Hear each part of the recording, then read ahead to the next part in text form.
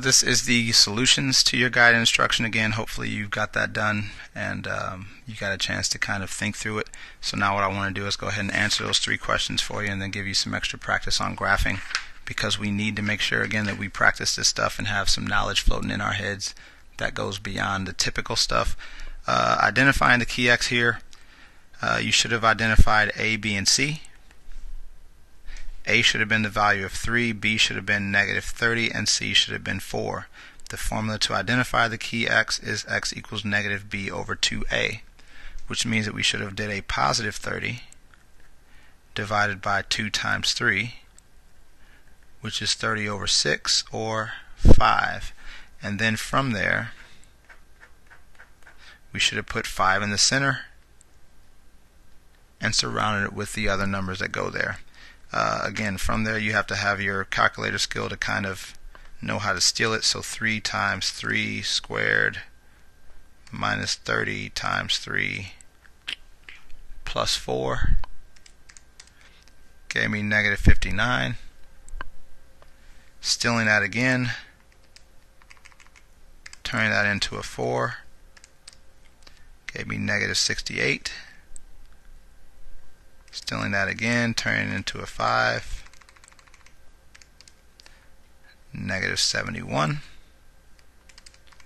6 to a negative 68, which tells me I must be doing it right. And then 7, which tells me I definitely got it right because I got a negative 59. So that was the first part of that. In terms of your graph, your table here, remember that before we graph this, we cannot use 0 because we have to find the key X. In this case, A is 1, B is negative 4, C is 5. X equals negative B over 2A is my formula. The opposite of 4 is 4. 2 times 1 turns into 2, which means that my key X is 2. So my X and Y should have had a 2 in the center, followed by these numbers 3 and 4. And again, from there, use your calculator skills. 0 squared minus 4 times 0 plus 5 was 5. And then you just steal the information and finish it off. Just takes time more than anything else to 1. And again, we can kind of assume it's going to be 2, but let's make sure it is. Yep, which means that this has to be 5.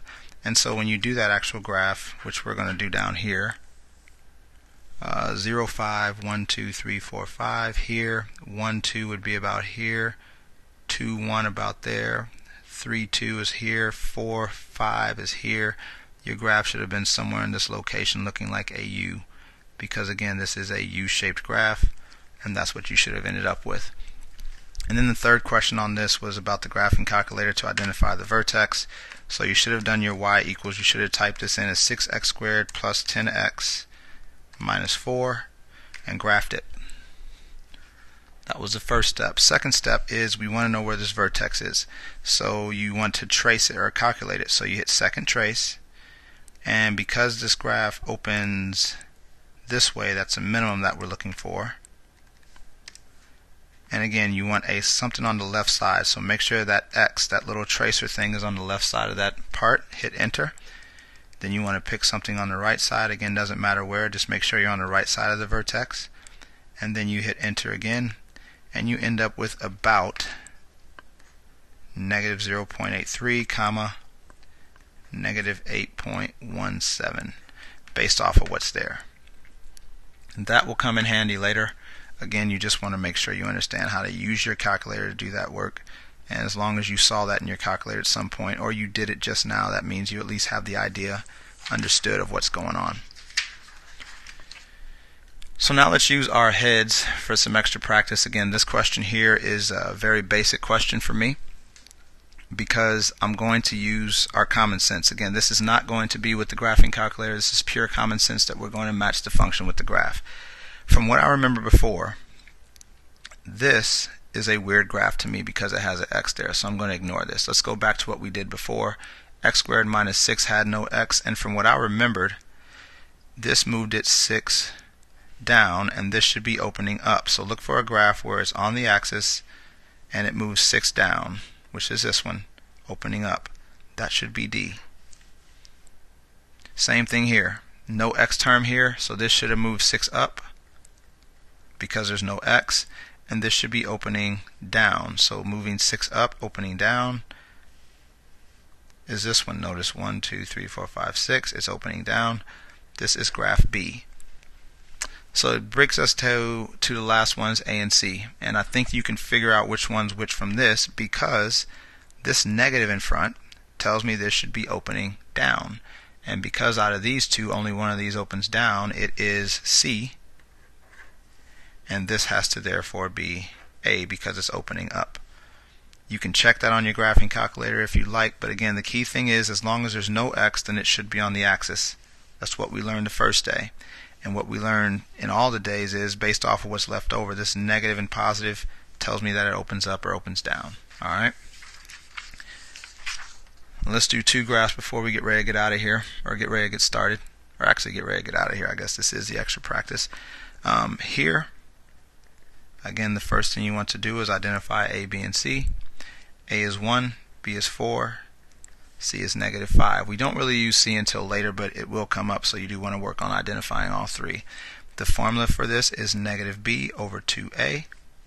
B is 4, so we want a negative 4. 2 times 1.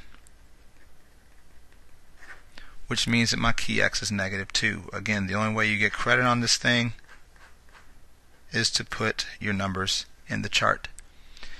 Negative 2, negative 1, 0, negative 3, negative 4.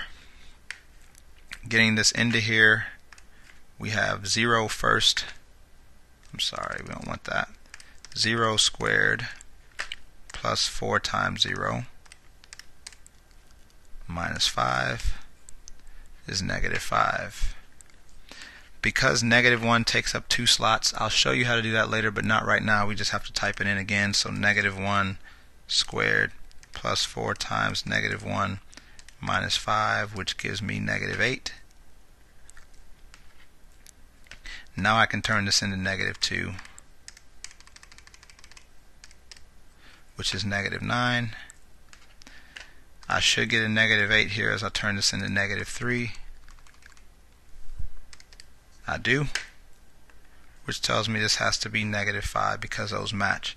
The problem here is that I don't have all those numbers, and so what I'm going to do here is I'm going to label that this is counting by 2's and this is counting by 1's. What that does for me now is 0, negative 5 means go down 5. That's 2, 4, 5, because I would go halfway down. Negative 1, negative 8 means go back 1 and down 8. 2, 4, 6, 8. Negative 2, negative 9 means go back 2 and down 9. 2, 4, 6, 8, and halfway through those would be 9. Negative 3, negative 8 means 1, 2, 3, down 1, 2, or sorry, down 2, 4, 6, 8. And then negative 4, negative 5 means back 1, 2, 3, 4, and down 2, 4 and a half makes 5. And your U looks something like this. Notice I'm not marking you wrong for anything above those 5 dots. Just make sure you have an idea where the U is at, where the parabola is located, and you should be okay. Again, notice you went over 1, up 1. Although this looks like a half, remember this is counting up 1. So you can also notice that the difference between these is 1, and that there was a 1 right there. That 1x squared still works. So again, if you have questions on that, please bring it over, talk to me about it, see what's going on. This one, for example, is going to open down. We know that much, and it should have a distance of 2 right off of the vertex. But let's go ahead and find our key X first. A is negative 2, B is 8, C is 9. X equals negative B over 2A. Opposite of B is negative 8. 2 times negative 2 is negative 4, which means that 2 is my key X. And so I surround that with the other numbers, and then I complete my chart using patience, and it is just patience. Negative 2 times 0 squared plus 8 times 0 plus 9 gives me 9.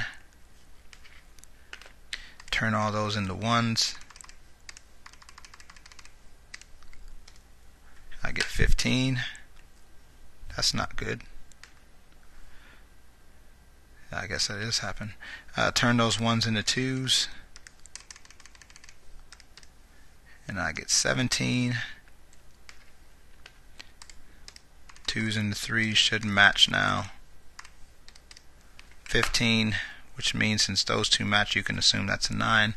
I don't know how we're going to do this. Let's see, 2, 4, 6, 8, 10, 12, 3, 6, 9, 12, 15, 18. Let's go by 3s. Let's just see how that works. Have to guess a little bit. 0, 9 would be here, 3, 6, 9. 1, 15 would go 3, 6, 9, 12, 15. 2, 17 would be 3, 6, 9, 12, 15. Instead of 18, drop a little bit more. 3, 15 is here, and 4, 9 would be here. And again, we have a U shape to kind of base this graph off of. Again, you probably want to always use, especially if you're not sure about it, use the graphing calculator to verify what you have. For example, if you're not sure that was the right graph, just go ahead and graph negative 2x squared plus 8x plus 9, and see your graph should be in a similar form. Notice it's way up there.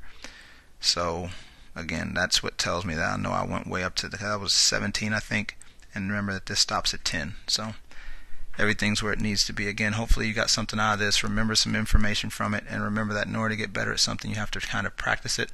So I should be getting ready to go now because the bell should be getting close to ringing if you're doing this in class. So good job.